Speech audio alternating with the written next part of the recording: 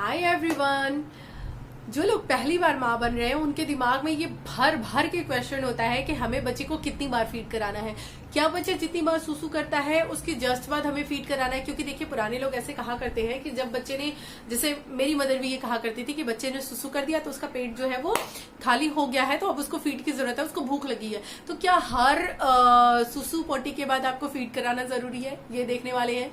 साथ ही साथ ये देखने वाले हैं कि हमें कितनी बार उसको फीड कराना चाहिए। लास्टली, क्या बच्चा हर बार फीडिंग के लिए ही रोता है। तो सारी चीजें देखने वाले हैं कि फीड कराने से पहले हमें क्या क्या चीजों पर ध्यान देना जरूरी है। चलिए वीडियो को स्टार्ट करते हैं। देखिए, सबसे पहले अगर बात की जाए कि आप डॉक्टर से जब मिलते हो, यानी कि जब आपकी डिलीवरी होती है, तो डॉक्टर आपको बोलता है हर 1.5 से 2 घंटे में, एक घंटे में आप बच्चे को फीड कराते रहो।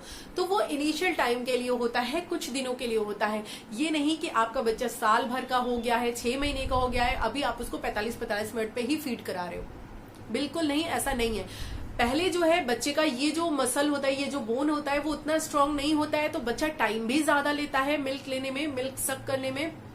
चाहे वो बॉटल से हो चाहे मदर मिल्क हो, उसको शक करने में टाइम भी ज्यादा लेता है और कम ड्यूरेशन पे लेता है, क्योंकि उसका पेट छोटू सा होता है, तो वो बहुत जल्दी भर जाता है और वो उतनी जल्दी खाली भी हो जाता है उसकी एक्टिविटीज से। तो इसीलिए जो पहले का टाइम पीरियड है वो अलग है। जब थोड़ा सा बेबी 2-3 महीने का हो जाए तो आपको उसको थोड़ा सा बढ़ाना है, उसी टाइम उतनी ही ड्यूरेशन में नहीं देते रहना है। तो आइडियली आपको ये समझना है कि आपको 24 घंटे में 8 से 9 बार तो कम से कम फीड कराना ही कराना है, इससे कम नहीं कराना है।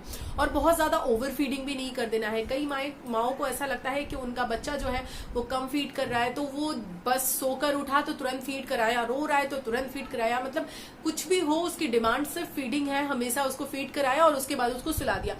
दिन भर बच्चा अगर आपका सिर्फ पी रहा है और सो रहा है और सुसु पॉटी कर रहा है तो ये नॉर्मल नहीं है, क्योंकि उसकी एक्टिविटी सिर्फ इतनी ही नहीं है, उसको और चीजें एक्सप्लोर करनी है वर्ल्ड की, उसको लोगों की नॉइज सुननी है, उसको अपने आप से खेलना है, उसकी अपनी बॉडी को समझना है। तो इसके लिए जरूरी है कि वो थोड़ा सा जगे भी, खेले भी, इंजॉय भी करे, आपके साथ बातें भी करे, कम्युनिकेट करे, आपको समझे अच्छे से। तो इसलिए आपको इन सारी चीजों को ध्यान देना है कि आपको जो है बेबी को इतना ज्यादा ओवर फीडिंग भी नहीं करना है।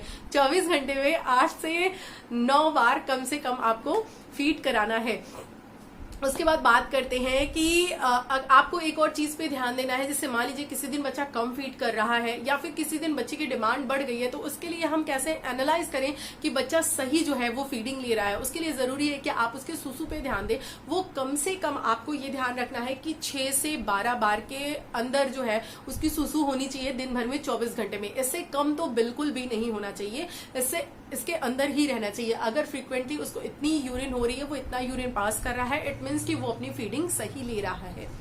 नेक्स्ट इंपॉर्टेंट चीज की बात करते हैं, जो कि ये है कि जो आपका बेबी है वो हर बार सिर्फ और सिर्फ फीडिंग के लिए नहीं रोता है। ये एक आइडियल जो है वो दिमाग में भरा होता है या भर दिया जाता है कि बच्चा जब रो रहा है तो उसको फीड ही करा दो। नहीं नहीं, कई बार बच्चा जो है वो जिस एनवायरनमेंट पे है, जिस जगह पे है, उस जगह से इरिटेट हो रहा है, उसको कहीं और जाना है, या फिर उसको किसी का टच चाहिए, मदर का, फादर का, या उसको कहीं थोड़ा बाहर निकलना है। बाहर इन द सेंस थोड़ा सा बाहर, जहां पे हो सकता है उस वेदर में उसको गर्मी लग रही हो, ठंडी लग रही हो, या फिर आपने जो क्लोथिंग दे रखी है उससे वो कंफर्टेबल ना हो, या फिर उसको कॉलिक की प्रॉब्लम हो, बहुत सारी चीजें हो सकती हैं, या फिर उसको किसी स्मेल से इरिटेशन हो, बहुत सारी चीजें हो सकती हैं, या वो आपके साथ खेलना चाह रहा है।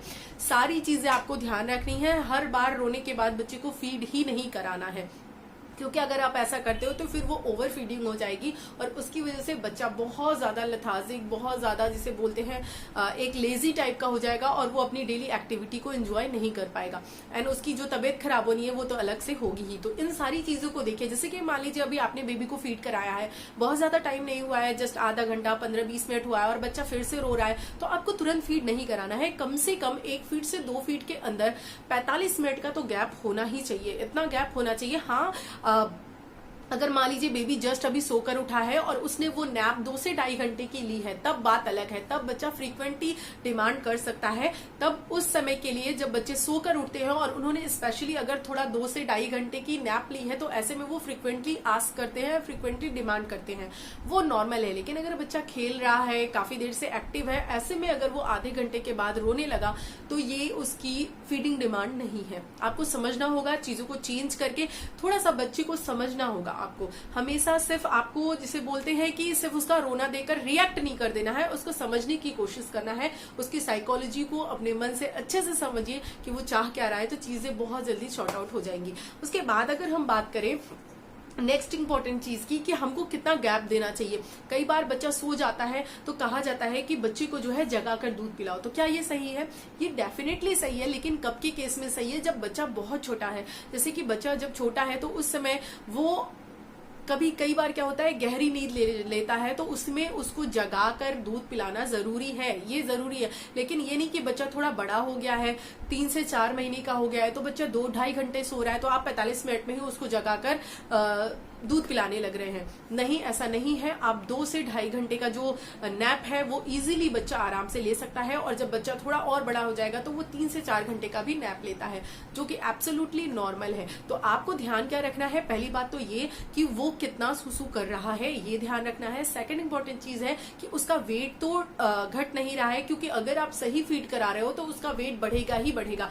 बच्चे ने बर्थ के समय जो उसका वेट है, वो उसका वेट 5 से 6 महीने में जस्ट डबल हो जाना चाहिए। अगर इतना हो रहा है, इसी रेशियो में वेट बढ़ रहा है, इट मीन्स कि आप सही ट्रैक पे हो, आप सही फीडिंग दे रहे हो उसको। अदरवाइज आप इसी से अपने आप को एसोसिएट करके कम या ज्यादा मिल्क कर सकते हैं। ठीक है, ये इंटरवल, ये फीडिंग, ये सारी चीजें आपको ध्यान देनी होंगी। उसके बाद ही आप समझ पाओगे कि बच्चे को कितने देर पर फीड कराना है। इन सारी चीजों को मॉनिटर करते हुए ही आपको चीजें करनी है।